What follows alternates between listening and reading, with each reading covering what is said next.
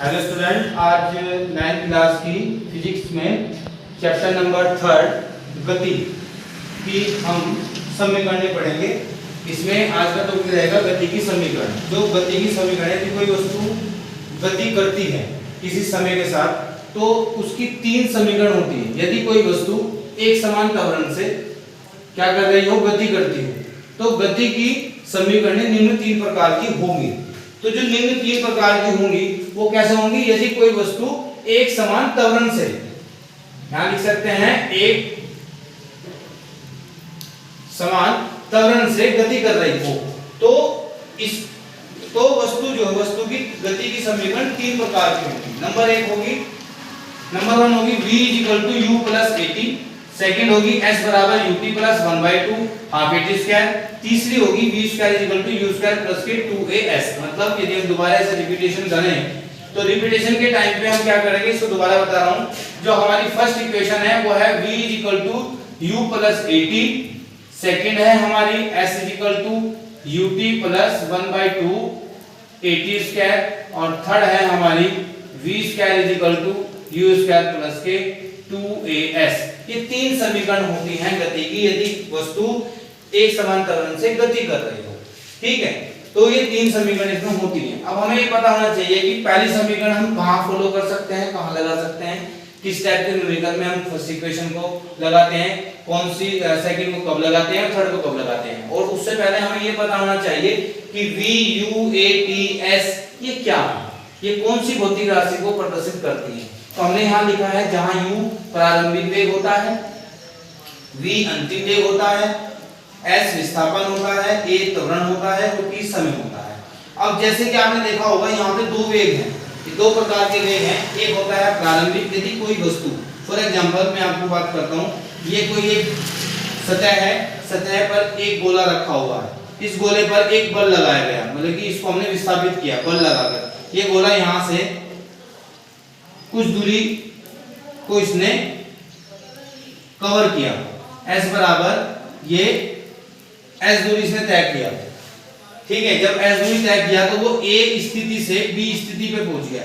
जब वो a से b तक पहुंच गया तो उस कंडीशन में जब ये केवल स्थिर रखा हुआ था, जब इस पर कोई बल नहीं कार्य कर रहा था, तो इसका प्रारंभिक वेग था u। जब इसने चलना शुरू करा तो चलने पे ये b बिंदु पे पहुंच गया, तो जब ये b बिंदु पे पहुंचता है तो इसका वेग बदल जाता है और वो हो जाता है अंतिम वेग। ठीक, जब ये एक स्थिति से दूसरी स्थिति में जाता है तो ये अपनी स्थिति में परिवर्तन करता है, तो फिर परिवर्तन करता है तो उसे कहते हैं विस्थापित होना, जो कि उसने तय की गई दूरी है, वो है हमारी s है। जब ये a से b तक जाता है तो इसमें कुछ समय भी लगता है, वो जो समय है वो हमारा क्या है, t है। ठीक, उसके बाद जब हम कह रहे हैं एक समान त्वरण कह रहे हैं तो वो हमारा क्या है, t।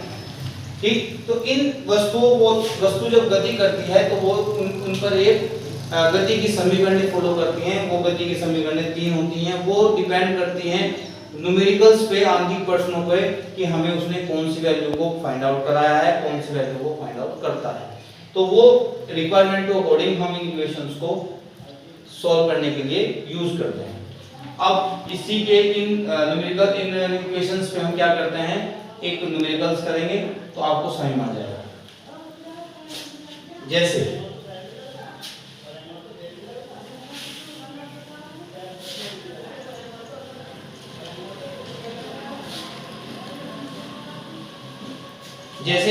आंकिक प्रश्न कराता हूं,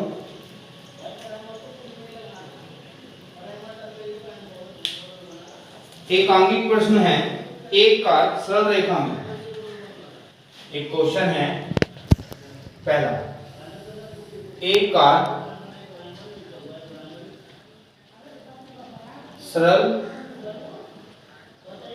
रेखा में 5 मीटर पर सेकंड के वेग से चल रही है। यदि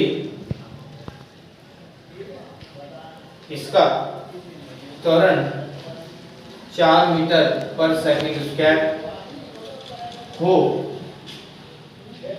तो 20 सेकंड बाद 20 सेकंड बाद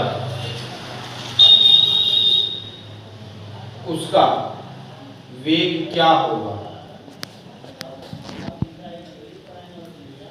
ठीक है, तो इसने क्या पूछा है हमसे पूछा कि 20 सेकंड के बाद, ध्यान से समझेंगे,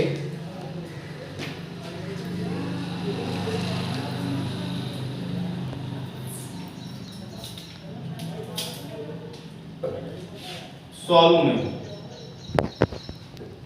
एक कार है, वो एक सरल रेखा में चल रही है। ये एक कार है, इस पर पहिया लगा दी फॉर एग्जांपल, ये चल रही है। जब ये चल रही है, जब ये चल ही रही है सरल रेखा में, तो उसका u की जो वैल्यू है वो 5 मीटर पर सेकंड है। इसने कहा ना वेग की पहचान है मीटर पर सेकंड में देगा वो आपको। उसके बाद इसने कहा चल रही है, इसका त्वरण, जो इसका त्वरण है, पहले तो वेग जो दे रखा है वो प्रारंभिक वेग है।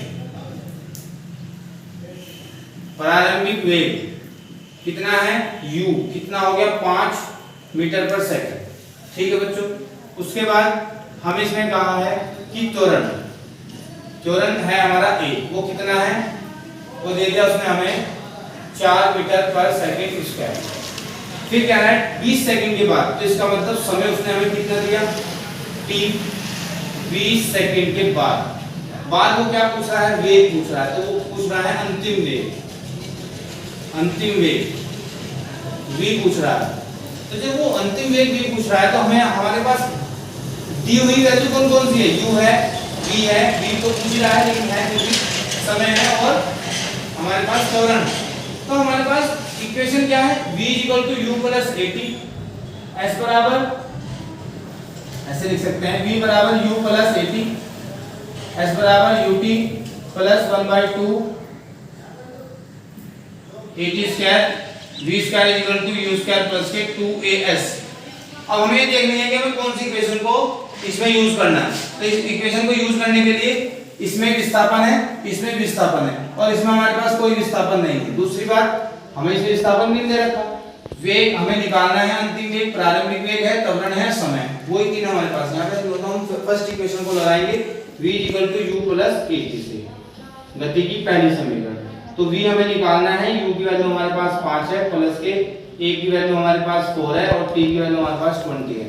तो 5 प्लस ये हो गया हमारे पास 80, और ये हो गया हमारे पास 85 मीटर पर सेकंड। ठीक है, तो ये हमारे पास एक वैल्यू आ गई है मीटर पर सेकंड। ये आ गई हमारे पास v की वैल्यू। ये कौन सा वेग आया हमारे पास, अंतिम वेग। तो जो इसने हमसे पूछा था कि उसका 20 सेकंड के बाद जो वेग है, तो 20 सेकंड के बाद जो अंतिम वेग है वो 85 मीटर प्रति सेकंड। ठीक है, आज की क्लास में है, और आपको वीडियो भेज